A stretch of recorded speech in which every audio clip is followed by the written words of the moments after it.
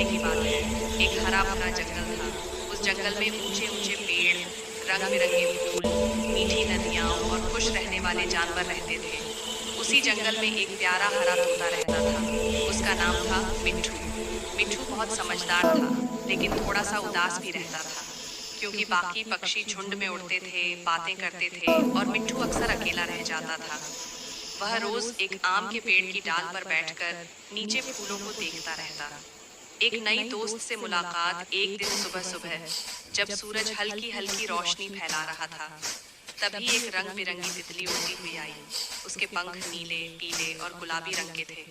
वह फूल फूल पर बैठकर नाच रही थी। तितली ने जब मिट्ठू को उदास देखा, तो वह उसके पास आकर बोली, नमस्ते तोते जी, आप इतने चुप क्यों हैं?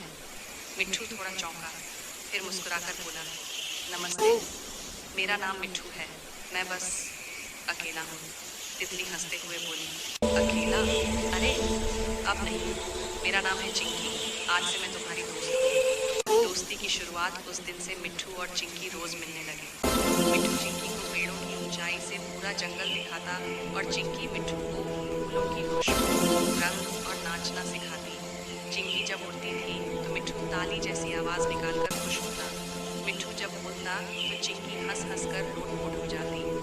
धीरे धीरे दोनों की दोस्ती गहरी हो गई। मुश्किल का समय एक दिन अचानक जंगल में तेज बारिश शुरू हो गई।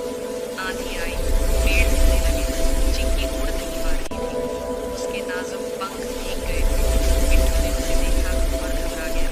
उसने तुरंत चिंकी को अपने पंखों में छुपा लिया और बोला, डरो मत, मैं हूं ना। बारिश के बाद चिंकी बोली, मिट्ठू, अगर तुम नहीं होते तो मैं क्या करती? मिट्ठू की आंखों में खुशी के आंसू आ गए।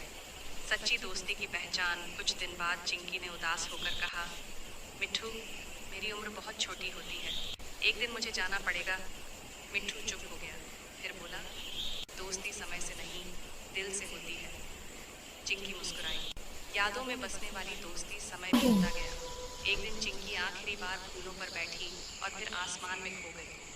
मिट्ठू उदास जरूर हुआ, लेकिन अब वह अकेला नहीं था, क्योंकि हर फूल में, हर रंग में उसे अपनी दोस्त चिंकी